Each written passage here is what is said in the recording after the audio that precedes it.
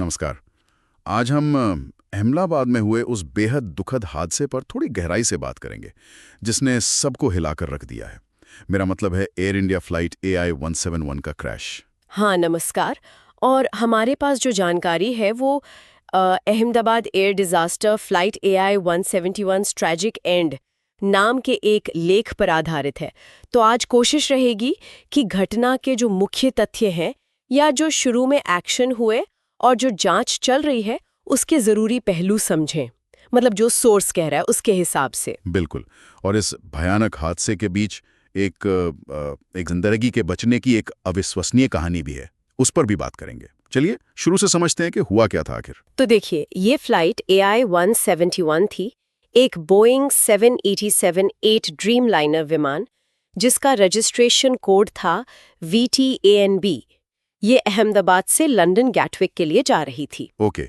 लेकिन हुआ ये कि अहमदाबाद में रनवे 23 से टेक ऑफ के, आप यकीन नहीं करेंगे, महज 36 सेकंड बाद ही, सिर्फ 36 सेकंड? हाँ सिर्फ 36 सेकंड, दोपहर के करीब 1:38 पर इसने तेजी से अपनी ऊंचाई खो दी। इतनी जल्दी? ओह, फिर?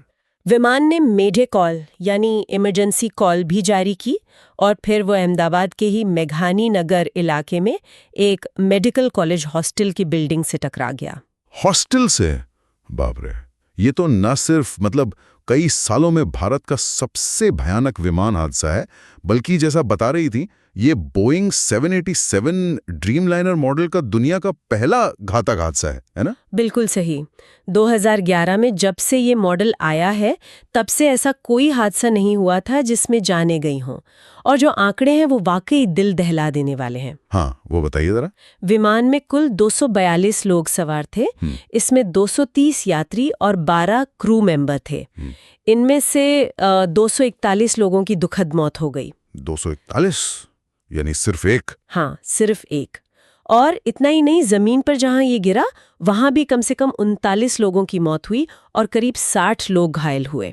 हे भगवान, ये तो बहुत ही भयानक मंजर रहा होगा।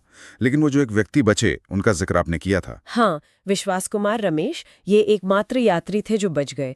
रिपोर्ट्स के मुताबिक ऐसा लगता है कि वो टक्कर के असर से विमान से बाहर गिरे और पास के किसी रेत के टीले पर गिरे, जिससे उनकी जान बच गई। अविश्वसनीय। लेकिन ये भी सच है कि उन्होंने इसी हादसे में अपने भाई को खो दिया। ये सोचकर ही रूह कांप जाती है। बिल्कुल। उनका फिर अस्पताल से छुट्टी लेकर अपने भाई का अंतिम संस्कार करना, ये दिखाता है कि वो किस गहरे दुख और सदमे से गुजरे होंगे। पहचान की प्रक्रिया वैसे काफी तेजी से की गई। हाँ, डीएनए वगैरह से। हाँ, डीएनए तकनीक की मदद से 247 लोगों की पहचान हुई, जिसमें क्रू मेंबर्स और जमीन पर मारे गए 12 लोग भी शामिल थे।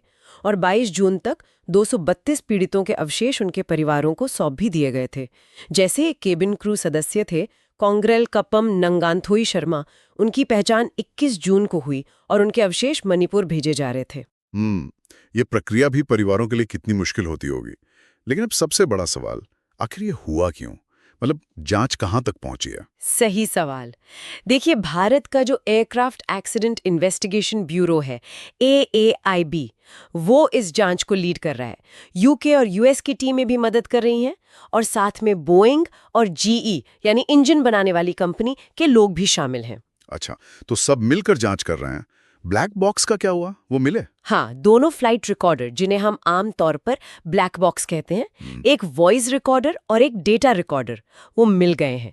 लेकिन एक चिंता है कि हादसे के बाद जो आग लगी, उसकी तेज गर्मी से शायद उन्हें कुछ नुकसान पहुंचा हो। ओह, ये तो दिक्कत हो सकती है डेटा निकालने में। खैर, शुरुआती तौर पर कुछ अंदाजा लगा है कि गड़बड़ी कहाँ हुई होगी? रिंग खराबी की तरफ इशारा कर रहा है। हो सकता है हाल ही में विमान में कोई बदलाव या मरम्मत हुई हो, उससे जुड़ा कुछ हो। क्योंकि जैसा हमने कहा, ये 787 मॉडल का पहला ऐसा हादसा है, तो इस एंगल से जरूर देखा जाएगा।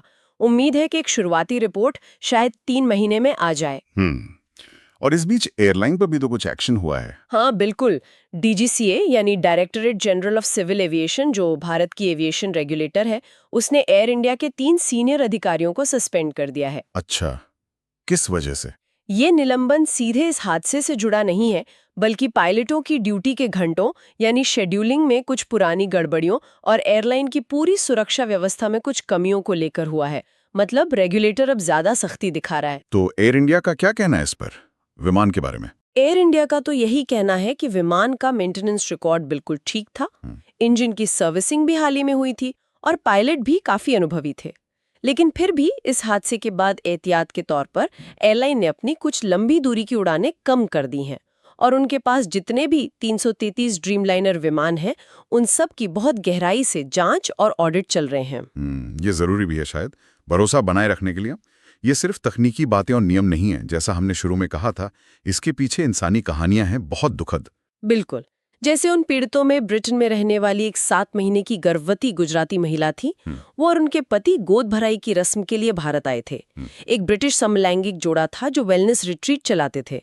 ऐसी कई कहानियां हैं जो इस हादसे के मानवीय पहलू को उजागर करती हैं। और समुदाय ने कैसे रिएक्ट किया, इमरजेंसी सर्विसेज वगैरह? हाँ, इमरजेंसी सेवाएं तो फौरन हरकत में आ गई थीं।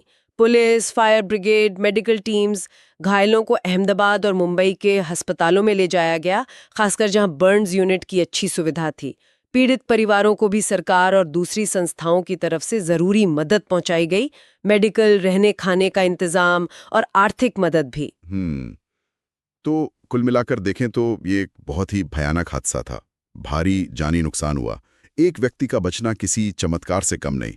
और अब जांच कई दिशाओं में चल रही है, तकनीकी पहलू, एयरलाइन की प्रक्रियाएं, सब कुछ देखा जा रहा है। सही कहा, यह घटना दिखाती है कि विमान हादसे कितने जटिल होते हैं। इसमें मानवीय गलतियां, तकनीकी खराबी, नियमों का पालन, बहुत सारी चीजें शामिल हो सकती हैं। बिल्कुल। और इसी सब को देखते हुए मेरे मन में एक सवाल आ रहा है, और शायद हमारे सुनने वालों के मन में भी आए। एयर इंडिया के सुरक्षा प्रोटोकॉल और खासकर उनके ड्रीमलाइनर बेड़े के प्रदर्शन की जो ये गहन जांच हो रही है, वो भी इस पहले घातक 787 हादसे के बाद। तो क्या लगता है आपको, आने वाले समय में दुनिया भर में विमानन सुरक्षा के नियमों और विमानों के रखरखाव के तरीकों पर इसका कोई स्थायी असर